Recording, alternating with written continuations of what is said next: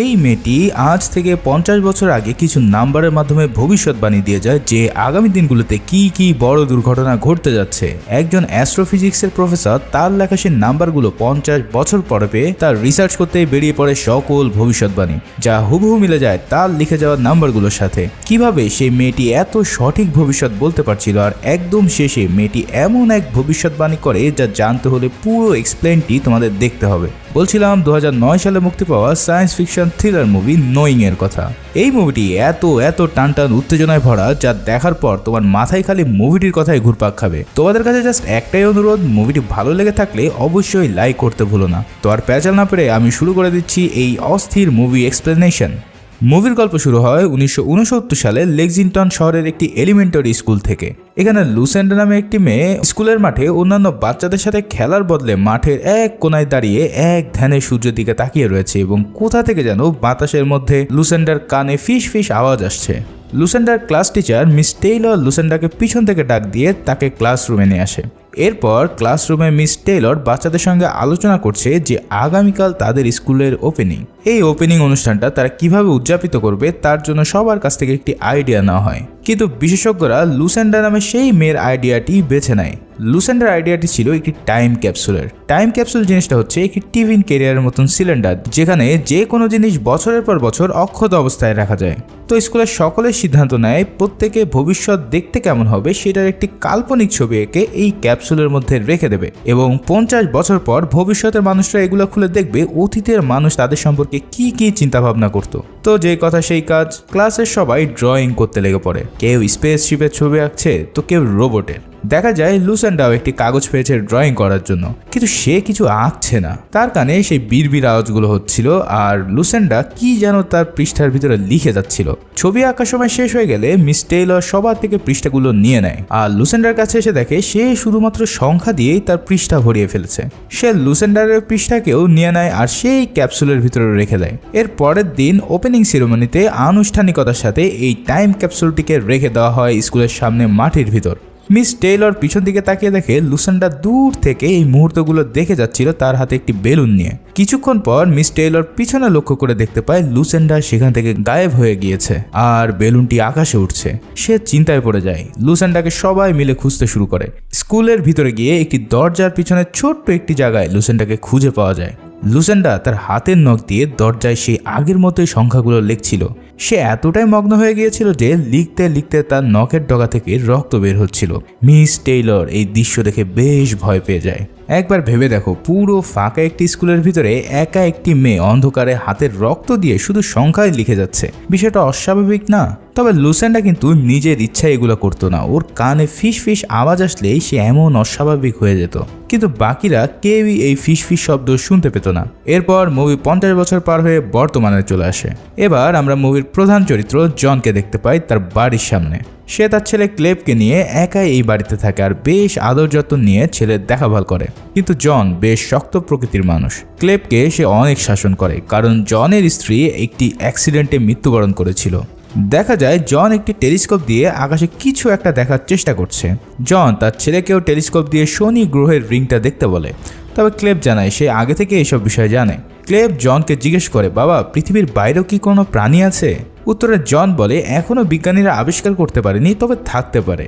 সৌরজগতের বাইরেও বিশাল এক মহাজগৎ রয়েছে যেখানে অজস্র নক্ষত্র রয়েছে। অবিকল পৃথিবীর মতো না হলেও গ্রহ অবশ্যই আছে। যাই হোক, দেখা যায় ক্লেব জনের তৈরি হওয়া হটডগ না খেয়ে ভিতরে গিয়ে জীবজন্তু চ্যানেল খুলে টিভি দেখছে। জন রুমে গিয়ে ক্লেবকে টিভি বন্ধ করে ঘুমিয়ে যেতে বলে, কেননা বেশি রাত করে টিভি দেখলে আগামীকাল ক্লাসে সে মনোযোগ দিতে পারবে না। কিন্তু ক্লেব জানায় আগামীকাল তাদের স্কুল ছুটি, স্কুলে একটি ফাংশন হবে। মনে আছে তোমাদের সেই ক্যাপসুলটির কথা? সেটাই আগামীকাল বের করা হবে আর সকল শিক্ষার্থীদের মাঝে তা বিলিয়ে দেওয়া হবে। ক্লেব ওর বাবাকে বলে, কাল যেন দেরি করো না, ঠিক টাইম মতো কিন্তু স্কুলে চলে এসো। পরের দিন জন ওর কলেজ MIT একটি লেকচার দিচ্ছিল। জন সেই কলেজের অ্যাস্ট্রোফিজিক্সের প্রফেসর। সেখানে জনের সাথে তার বন্ধু ফিলের দেখা হয়ে যায়। ফিলও একজন বিজ্ঞানী। ফিল জনকে একটি ডিনার ইনভাইট করে আর তখনই হঠাৎ তার মনে পড়ে যায় ক্লেবের স্কুলের ফাংশনের কথা। দৌড়ে সেই স্কুলে গিয়ে পৌঁছায়। সেখানে গিয়ে দেখে সেই টাইম ক্যাপসুলটি বের করা হচ্ছে। সেই মিস টেইলরকে দিয়ে এবার সব খামগুলো সবার ভিতরে বিতরণ করে দেওয়া হয়। ক্লেবের কাছে এসে পৌঁছায় লুসেন্ডা নামে সেই মেয়েটির লেখা খাম, যেটাতে শুধু একগুচ্ছ সংখ্যায় লেখা ছিল। ক্লেব বেচারার মন একটু খারাপ হয়ে যায়। সবাই কত সুন্দর সুন্দর ছবির কাগজ পেয়েছে আর সে কিনা পেল এই মিনিংলেস সংখ্যাগুলো। এখানে আমরা দেখতে পাই ক্লেবের কানে একটু সমস্যা আছে। সে একটি মেশিন ব্যবহার করে থাকে ঠিকঠাক শোনার জন্য, কিন্তু ওই কাগজটি নেওয়ার সময় ক্লেব কিছু ফিস ফিস শব্দ শুনতে পায়। সে শুনতে পায় তার কানের মেশিনটি হয়তো নষ্ট হয়ে গিয়েছে, এই কারণে এমন আওয়াজ আসছে। কিন্তু কাগজটি হাতে নিয়ে সে দূরে একজন কালো কোট পরা ব্যক্তিকে দেখতে পায়। লোকটি ক্লেবের দিকে রহস্যময়ভাবে একাধারে তাকিয়েছিল, কিন্তু কিছুক্ষণ পর লোকটি সেখান থেকে চলে যায়। ক্লেব পৃষ্ঠা নিয়ে বাসায় চলে আসে। ক্লেব তার বাবাকে সেই অক্ষর লেখা কাগজটি দেখায় আর বলে, দেখো তো বাবা, এটা কি কোনো পাজেল গেম কিনা? কিন্তু তার বাবা ভীষণ রাগ করে, কারণ এটা দেখার পর চিঠিটা স্কুলে ফেরত দেওয়ার কথা থাকলেও কেন তা সে বাসায় নিয়ে আসলো। জন রাত্রিবেলা ড্রিঙ্কস করতে করতে ভুলবশত এই পৃষ্ঠার উপর গ্লাস রেখে দিয়ে তা ভিজিয়ে ফেলে। পৃষ্ঠাটি হাতে নিয়ে এসে পানি পরিষ্কার করতেই যাবে, ঠিক তখনই সেখানকার কয়েকটি নাম্বার তাকে বেশ আকর্ষিত করে। হাতে কোনো কাজ নেই, তাই সে লেখাগুলোকে বোঝার চেষ্টা করতে থাকে। জন নাম্বারগুলোকে একটি সাদা বোর্ডে লেখে। অনেক চেষ্টার পর সে একটি তারিখ বের করতে পারে, যেটা ছিল 9 নভেম্বর 2001। জন নেট খোঁজাখুঁজি করে জানতে পারে এই তারিখে আমেরিকার সেই টুইন টাওয়ার হামলাটি ঘটেছিল আর 2996 জন মারা গিয়েছিল। আর এক্স্যাক্ট এই মৃত্যুর সংখ্যাটি সেই কাগজের তারিখের পাশে লেখা ছিল। জন তো বেশ অবাক হয়ে যায়। এই কাগজটি 50 বছর আগে লেখা হয়েছে, তাহলে কিভাবে এই এক্স্যাক্ট তারিখ আর মৃত্যুর সংখ্যা প্রিডিক্ট করলো কেউ?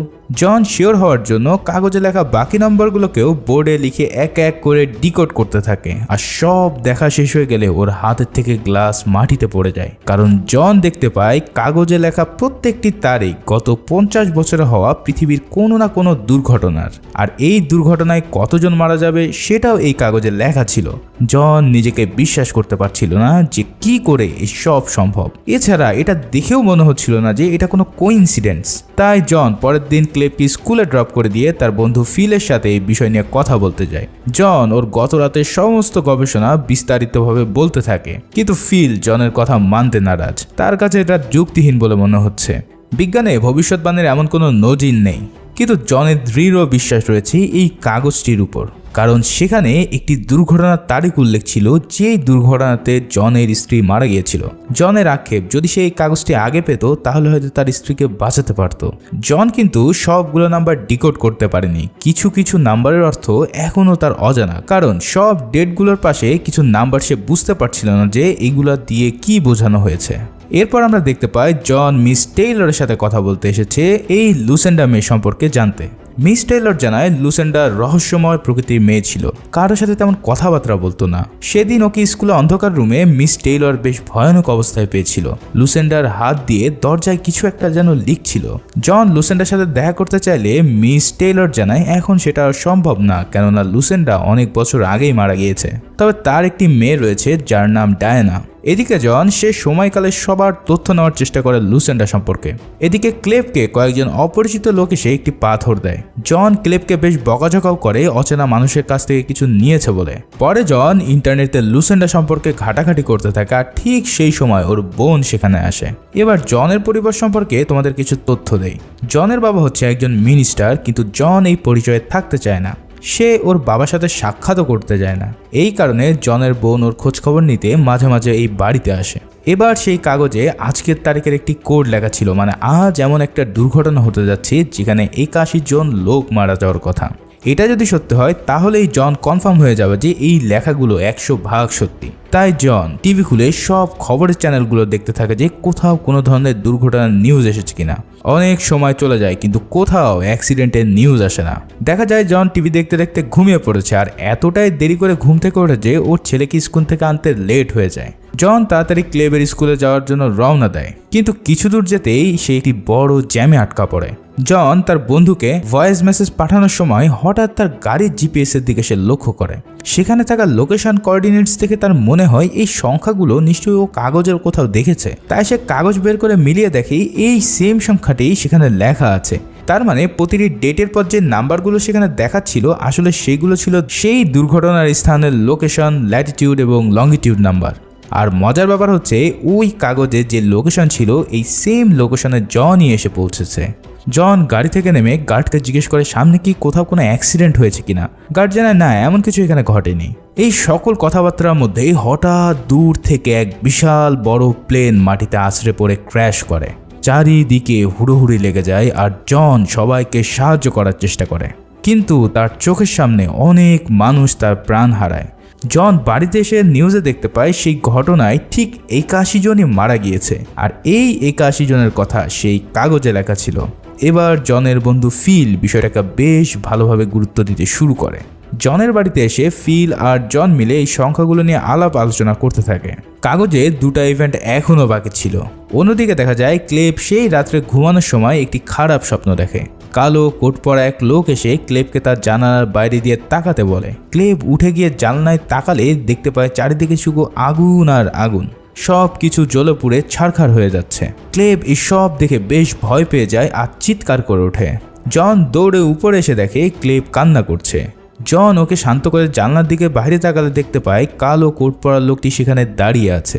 জন হাতে একটি ব্যাট নিয়ে দৌড়ে সেখানে গিয়ে লোকটিকে হুমকি ধামকি দেয় যে এর পরের বার আসলে আমি তোমাকে মেরে ফেলবো, কিন্তু ততক্ষণে লোকটি সেখান থেকে গায়েব হয়ে গিয়েছিল। তবে এটা শতভাগ নিশ্চিত যে এই রহস্যময় ব্যক্তি ও এই সংখ্যাগুলোর মধ্যে নিশ্চয়ই কোনো গভীর সম্পর্ক রয়েছে। এরপর জন ওর ছেলেকে নিয়ে সেই লুসেন্ডার মেয়ে ডায়ানার সাথে দেখা করতে বের হয়। জন ডায়ানার গাড়ি ফলো করতে করতে একটি জাদুঘরে এসে পৌঁছায়। সেখানে ডায়নার সাথে নর্মালভাবে কথাবার্তা বলার এক পর্যায়ে ডায়নাকে জন ওর মায়ের কথা জিজ্ঞেস করে। লুসেন্ডার কোনো স্পেশাল পাওয়ার ছিল কিনা এইসব প্রশ্ন জন ডায়নাকে করতে থাকে, কিন্তু ডায়না জনের প্রশ্ন শুনে হুট করেই রেগে যায় আর ওর মেয়েকে নিয়ে সেখান থেকে চলে আসার জন্য প্রস্তুতি নেয়। দেখে মনে হচ্ছিল সে কোনো কিছু গোপন করতে চাইছে, কিন্তু জন ডায়নাকে বোঝানোর চেষ্টা করে যে গতকাল সে 81 জন লোককে মরতে দেখেছে এবং আগামীকালের তারিখেও লেখা রয়েছে যে এক দুর্ঘটনায় 170 জন লোক মারা যাবে। যে করেই হোক জন এই সব লোকদেরকে বাঁচাতে চায়, কিন্তু এই বিষয়ে ডায়না তাকে কোনো হেল্প না করেই সেখান থেকে চলে আসে। এখন এভাবে বসে থাকলে তো হবে না, তাই জন এফবিআইকে ফোন দিয়ে লোকেশন দিয়ে দেয় আর বলে কাল সেখানে একটি বড় প্রাণহানি হতে যাচ্ছে। এরপর জন কাগজের কোঅর্ডিনেটস বের করে সেই স্থানে নিজেই পৌঁছে যায় সবাইকে বাঁচানোর জন্য। জন সেই স্থানে গিয়ে দেখতে পায় এটা হচ্ছে একটি মেট্রো স্টেশন। জনের ধারণা ছিল যে হতে পারে এখানে কোনো সন্ত্রাসী হামলা হবে। জন সেখানে একজনকে দেখতে পায় যাকে দেখে ওর একটু সন্দেহ হয়। জন লোকটির পিছু করতেই সেই লোকটি দৌড় দেয় এবং এদিক সেদিক ছোটাছুটি করতে থাকে। পুলিশও ওদের দৌড়ানি দেখে তাদের পিছু নেয়। অবশেষে দৌড়ঝাঁপ করার পর সবাই একটি ট্রেনের বগিতে আটকে যায়, কিন্তু দেখা যায় যে লোকটির পিছনে এতক্ষণ ধরে তারা ছুটছিল সে আসলে একজন সাধারণ চোর। অন্যদিকে আরেকটি ট্রেনকে দেখানো হয় সেই স্টেশনে। ট্রেনটি আচমকায় রেল লাইন থেকে বেরিয়ে যায় আর এক বিশাল বড় দুর্ঘটনা ঘটে। আর এই দুর্ঘটনাটাই লেখা ছিল এই কাগজে। খুবই বাজেভাবে 170 জন মৃত্যুবরণ করে সেই দুর্ঘটনায়। জন সবকিছুই জানতো, কিন্তু সে কিছুই করতে পারল না। খবরটি টিভিতে দেখে ডায়না ও তার মেয়ে জনের বাড়িতে আসে। জন ক্লেবকোর বোনের বাড়ি থেকে নিয়ে এসে দেখে ডায়না ওর বাড়ির সামনে দাঁড়িয়ে রয়েছে। ডায়না বিশ্বাস করেছে জনের কথায়, কারণ জনের বলায় 170 জনই মারা গিয়েছিল সেই দুর্ঘটনায়। এরপর আমরা দেখতে পাই জন আর ডায়না গাড়িতে করে লুসেন্ডা যে বাসায় থাকতো সেখানে যাওয়ার জন্য রওনা দিয়েছে। এখানে আমরা ডায়নার মেয়ে অ্যাবি ও ক্লেবকেও গাড়িতে দেখতে পাই। এরপর ডায়না আর জন রুমে গিয়ে নতুন কোনো সূত্র খুঁজে পাওয়া যায় কিনা সেই আশায় এদিক সেদিক খোঁজাখুঁজি করতে থাকে। তারা সেই রুমের চারিদিকে একটু নজর ঘোরাতেই খবরের কাগজের বড় বড় দুর্ঘটনার কাট আউট সেখানে দেখতে পায়। এখানে জন আরও একটি জিনিস খুঁজে পায়, সেটা হলো একটি পেন্টিং যেটা 1670 সালের দিকে ম্যাথিউস নামের এক ব্যক্তি এঁকেছিল। তাদের সেই কাগজের একদম শেষের 2 অক্ষর ছিল উল্টোভাবে ডাবল-ই লেখা, কিন্তু এর মানে তারা খুঁজে পাচ্ছিল না। কিন্তু লুসেন্ডার বেডরুমের খাট উল্টাতেই সেখানে তারা বড় করে লেখা দেখতে পায় এভরিওয়ান এলস। তার মানে এই ডাবল-ইর অর্থ হচ্ছে এই দুর্ঘটনায় দুনিয়ার সবাই মারা পড়বে। কিন্তু কি এমন ঘটবে যে পুরো পৃথিবী ধ্বংস হয়ে যাবে? জন আর ডায়না এসব বিষয় ভেতরে ঘাটাঘাটি করছিল। অন্যদিকে ক্লেব আর অ্যাভি গাড়িতে বসা অবস্থায় আচমকা ভয় পেয়ে যায় কালো কোট পরা ওই লোকগুলোকে দেখে। জন ক্লেবের চিৎকার শুনতে পেয়ে দৌড়ে গাড়ির কাছে আসে আর ওর সঙ্গে করে নিয়ে যাওয়া একটি বন্দুক নিয়ে পাশের জঙ্গলের ভিতরে চলে যায় সেই লোকটিকে মারতে। জন সেখানে গিয়ে দেখতে পায় বড়ই অদ্ভুত সেই লোক, ফ্যাকাশে মুখ, চোখগুলো বড় বড়, দেখতে মোটেও সাধারণ মানুষের মতো মনে হচ্ছে না। জন কিছু করার আগেই সেই লোকটি সেখান থেকে অদৃশ্য হয়ে চলে যায়। এরপর ওরা সবাই বাড়ি ফিরে আসে আর জনকে বেশ চিন্তিত দেখায়, কেননা লাস্টের ইভেন্টের কোনো লোকেশনও সেই কাগজে দেওয়া ছিল না। পরের দিন সকালে জন ঘুম থেকে উঠে দেখতে পায় অ্যাভি কাগজে একটি ড্রয়িং করছে, আর এটা সেই চিত্র যেটা জন আর ডায়না লুসেন্ডার বাড়িতে পেয়েছিল। এখানে অ্যাভি একটি চরিত্রকে সূর্য বলে দাবি করছে যেটা ধীরে ধীরে পৃথিবীর কাছে আসছে। তার মানে হলো এই ছবিতে সূর্যকে ইঙ্গিত করা হচ্ছে। অনেক চিন্তা করে আচমকায় জন বুঝতে পারে যে কিছুদিন আগে সে রিসার্চ করেছিল পৃথিবীর দিকে একটি সোলার ফ্লেয়ার আসছে। যদিও সে সেটা প্রথমে গুরুত্ব দেয়নি, কিন্তু এবার সে তার অফিসে গিয়ে আরও বেশি রিসার্চ করা শুরু করে দেয়। সেখানে গিয়ে ফিলের সাথে সব কিছু খুলে বললে জানা যায় কিছুদিন বাদেই পৃথিবীতে সূর্যের তাণ্ডব নাচ চলবে। সূর্য থেকে একটি সুপার সোলার ফ্লেয়ার তখন বিকিরণ হবে। সোলার ফ্লেয়ার অর্থ হলো সূর্যের গরম একটি ফুলকি টাইপের কিছু, যার ভিতরে থাকবে 100 মাইক্রোটেসলার রেডিয়েশন, যা আমাদের পুরো পৃথিবীর ওজোন স্তরকে বিনষ্ট করে দেবে। ওজোন স্তর হচ্ছে পৃথিবীর বায়ুমণ্ডলের একটি স্তর যা আমাদেরকে সূর্যের অতি বেগুনি রশ্মি থেকে প্রতিনিয়ত রক্ষা করে আসছে, যেটা নষ্ট হয়ে গেলে পৃথিবীর পুরো আগুনের গোলার মতন গরম হয়ে উঠবে আর চারিদিকে দাবানলের সৃষ্টি হবে। এই সব কিছু ডায়নাকে এসে জন বললে ডায়না ভয়ে কান্না করতে শুরু করে দেয়, কারণ ডায়না এতদিন ভাবতো ওর মা অর্থাৎ লুসেন্ডা বোধহয় মানসিকভাবে সমস্যাগ্রস্ত ছিল। লুসেন্ডা বলতো সে সবসময় ফিস ফিস শব্দ শুনতে পেত, কিন্তু কেউ কখনো তা পাত্তা দেয়নি, অথচ বেচারি আগে থেকেই সব ওয়ার্নিং দিয়ে যাচ্ছিল। জন ওর বাড়িতে আসলে দেখতে পায় ক্লেব একটি পৃষ্ঠায় কিছু সংখ্যা একাধারে লিখে যাচ্ছে, ঠিক লুসেন্ডার মতো।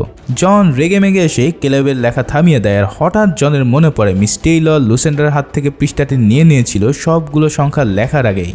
এই কারণেই তো মেয়েটি সেই অন্ধকার রুমে গিয়েও সেই লেখাগুলো শেষ করতে চেয়েছিল। হয়তো লুসেন্ডা মানব জাতিকে বাঁচানোর কোনো সংকেত দিয়ে গিয়েছিল সেই দরজার পিছনে। জন তাই তড়িঘড়ি করে সেই স্কুলে গিয়ে ওই দরজাটি নিয়ে আসে আর এটাকে পরিষ্কার করা শুরু করে দেয় সংখ্যাগুলো দেখার জন্য। অন্যদিকে ডায়না সব কিছু করতে চায় না, কারণ সে তার মেয়ে এবং ক্লেবকে বাঁচাতে চায়। তাই সে দূরে মাঠের নিচে একটি সেফ জায়গায় চলে যেতে চায়। সে কারণে ডায়না অ্যাবি আর ক্লেবকে নিয়ে একটি গাড়িতে উঠে রওনা দিয়ে দেয়। গাড়ি করে যাওয়ার সময় এরা দুজন ডায়নাকে বলতে থাকে সেই কালো কোট পরা লোকরা তাদের সাথে গোপনে ফিসফিস আওয়াজে কথা বলে। ডায়না এই বাচ্চা দুটোর কোনো কথার মানে বুঝতে পারে না আর কান্না করতে করতে গাড়ি চালায়। এদিকে জন দরজার সংখ্যাটি বের করতে সক্ষম হয়েছে, আর এটা ডিকোড করে সে জানতে পেরেছে এটা একটি লোকেশন, আর এই লোকেশনটি হচ্ছে লুসেন্ডার বাড়ির ঠিকানায়, যেখান থেকে জন আর ডায়না কিছু সময় আগেই ঘুরে এসেছিল। জন ওর গাড়ি নিয়ে বেরিয়ে পড়ে ডায়নাকে থামাতে, কারণ অন্য কোথাও যেয়ে আর কোনো লাভ নেই। সোলার ফ্লেয়ার এতটাই তীব্র হয় যে এটা সরাসরি পৃথিবীর কেন্দ্রে গিয়ে আঘাত করবে। অন্যদিকে দেখা যায় মাঝপথে ডায়নার গাড়ির তেল শেষ হয়ে গেলে সে একটি পেট্রোল পাম্পে গাড়ি দাঁড় করায় এবং তেল ভরতে থাকে। এদিকে তাদের ফোনে আর কোনো নেটওয়ার্ক নেই, ফলে জনকে তারা কলও দিতে পারছে না। পেট্রোল পাম্পের ভিতরে গিয়ে দেখতে পাওয়া যায় টিভিতে আচমকায় এক ব্রেকিং নিউজ চলছে। প্রেসিডেন্ট একটি জরুরি অবস্থা জারি করেছে আর সবাইকে নিকটস্থ কোনো আন্ডারগ্রাউন্ড বাংকার আশ্রয় নিতে বলছে, কারণ পৃথিবীর দিকে ধেয়ে আসছে এক ভয়ঙ্কর সোলার ফ্লেয়ার। সকলে নিউজটি দেখে হুড়োহুড়ি শুরু করে দেয়। ইতিমধ্যে কেলাব তার বাবাকে একটি টেলিফোন বুথ থেকে কল দেয়, কিন্তু সে এই লোকেশনের ঠিকানাটি বলতে পারছিল না। অন্যদিকে এবার ডায়নাও জলকে কল দিয়ে এই পাম্পের লোকেশন দেয়, কিন্তু সে বলে আমি তোমার কথা মতো যেতে পারবো না, আমি আমার রাস্তায় গেলাম, যে করে হোক আমার মেয়েকে আমার বাঁচাতে হবে। কিন্তু ডায়না দোকান থেকে বেরিয়ে এসে দেখে তার গাড়িটি ওই কালো কোট পরা ব্যক্তিগুলো নিয়ে চলে গেছে, যেটার ভিতরে বসা ছিল অ্যাবি আর ক্লেব। ডায়না অন্য আরেকজনের গাড়ি চুরি করে নিয়ে সেই গাড়ির পিছনে রওনা দেয়, কিন্তু কিছু দূর যেতে না যেতেই ডায়নার গাড়িটি অ্যাক্সিডেন্ট করে। জন সেখানে এসে হাজির হয় আর দেখতে পায় ডায়না না ফেরার দেশে চলে গিয়েছে। এরপর জন সোজা চলে আসে লুসেন্ডার বাড়িতে, কারণ শেষ লোকেশনটা এটাই দেওয়া ছিল। সেখানে এসে ডায়নার গাড়িকেও সে বাইরে দেখতে পায়। ভিতরে গিয়ে জন ক্লেবকে খুঁজতে থাকে এবং কিছুক্ষণ পর ক্লেব হাতে একটি খরগোশ নিয়ে উপস্থিত হয় জনের সামনে। জন ক্লেবকে দেখে স্বস্তি ফিরে পায়। আমরা এখানে অ্যাভিকেও দেখতে পাই একটি খরগোশ হাতে নিয়ে দাঁড়িয়ে আছে। এরপর সেখানে হাজির হয় ওই কালো কোট পরিহিত মানুষগুলো, যাদেরকে হুইসপার বলা হয়। দেখতে আগেই বলেছি বেশ অদ্ভুত, উচ্চতাও বেশি সাধারণ মানুষের তুলনায়। জন এদেরকে কিছু বলতে যাবে, কিন্তু ক্লেব ওকে থামিয়ে দিয়ে বলে এরা ভালো লোক, তারা কোনো ক্ষতি করার জন্য এখানে আসেনি, বরং সাহায্য করার জন্য এসেছে। তারা বলছে এদের সাথে করে আমাকে ও অ্যাভিকে নিয়ে যাবে। এরপর সেখানে বিশাল বড় একটি স্পেসশিপ আকাশে ভেসে ওঠে। জন এটা দেখে আশ্চর্য হয়ে যায়। আসলে এই হুইসপার লোকগুলো ছিল ভিন গ্রহের প্রাণী এলিয়েন। তাদের এখানে আসার উদ্দেশ্যই ছিল ক্লেব আর অ্যাভিকে নিয়ে যাওয়ার জন্য। ক্লেব তার বাবাকে সঙ্গে নিতে চায়, কিন্তু হুইসপাররা বলে শুধুমাত্র তারাই যেতে পারবে যারা আমাদের কথা শুনতে পায়। তোমাদের দিয়ে আবারও নতুন করে প্রাণের সঞ্চার করা হবে, কিন্তু সেটা ভিন গ্রহে। জনও সব বুঝতে পারে যে ক্লেব আর অ্যাভিরই শুধু তাদের সাথে যাওয়ার অনুমতি আছে। তাই জন ক্লেবকে একটি অতি আবেগঘন মুহূর্ত দিয়ে শেষ বিদায় জানিয়ে দেয় আর এই স্পেসশিপে পাঠিয়ে দেয়। এরপর আমরা দেখতে পাই এমন স্পেসশিপ আরও অনেকগুলো পৃথিবী থেকে বেরিয়ে যাচ্ছে। আসলে পুরো পৃথিবী থেকে স্পেশাল বাছাই করা কিছু বাচ্চাদের এভাবে নিয়ে যাওয়া হয়েছে তাদের সঙ্গে। শুধু এই স্পেশাল বাচ্চারাই তাদের কথা শুনতে পেত, আর তার মধ্যে একজন ছিল লুসেন্ডা। এলিয়ানগুলো পৃথিবীর শেষ পরিণতি আগে থেকেই জানতো, যে কারণে এই স্পেশাল বাচ্চাগুলোকে তারা নিয়ে গেল তাদের সাথে। জন সেখানে স্পেসশিপে তার ছেলেকে উঠতে দেখতে দেখতে সেখানেই অজ্ঞান হয়ে পড়ে। সকালে হুঁশ ফিরলে দেখতে পায় প্রলয় শুরু হয়ে গেছে, চারিদিক হলুদ বর্ণ ধারণ করেছে। কেউ কোনো আইন কানুন মানছে না, প্রাণ বাঁচাতে যে যার মতন করে চেষ্টা করছে। জন অবশেষে তার বাবার কাছে যায়। এই অন্তিম সময়ে রাগ অভিমান করে আর কি লাভ, তাই জন তার বাবার সাথে শেষমেশ একটি সুন্দর মুহূর্ত কাটায়। পুরো পরিবার একে অপরকে জড়িয়ে ধরে, আর আমরা দেখতে পাই সবুজ গাছপালায় ভরপুর এই সুন্দর পৃথিবী শেষ হয়ে যাচ্ছে। বড় বড় অট্টালিকা, পাহাড় পর্বত, সমুদ্র সব নিঃশেষ হয়ে যাচ্ছে। মুহূর্তের মধ্যেই বিশাল এই পৃথিবীটাই ধুলোয় মিশে গেল। অন্যদিকে মুভির শেষ দৃশ্যে আমাদেরকে দেখানো হয় ক্লেব আর অ্যাভিকে নতুন একটি গ্রহে নামিয়ে দিয়েছে সেই এলিয়েনরা। এখানে আমরা ট্রি অফ লাইফ দেখতে পাই। এলিয়েনরা এদের দুজনকে এখানে ছেড়ে দিয়ে মানবজাতিকে একটি দ্বিতীয় সুযোগ দিল আবারও বসতি গড়ে তোলার জন্য। এখন দুজন এখানে নতুন করে আরও প্রাণের সৃষ্টি করবে, এদের বংশ বিস্তার করবে। আর তাদের সাথে নিয়ে আসা খরগোশ দুটিও পুরুষ এবং মহিলা ছিল, যারাও বংশ বিস্তার ঘটাবে ধীরে ধীরে। আর এই সিনের মধ্য দিয়ে মুভিটি এখানেই শেষ হয়ে যায়। এক্সপ্লেইনটি তোমাদের কেমন লাগলো সেটা অবশ্যই কমেন্ট করে জানিও, আর ভালো লাগলে লাইক ও নতুন হলে সাবস্ক্রাইব করে দিতে ভুলো না। ধন্যবাদ।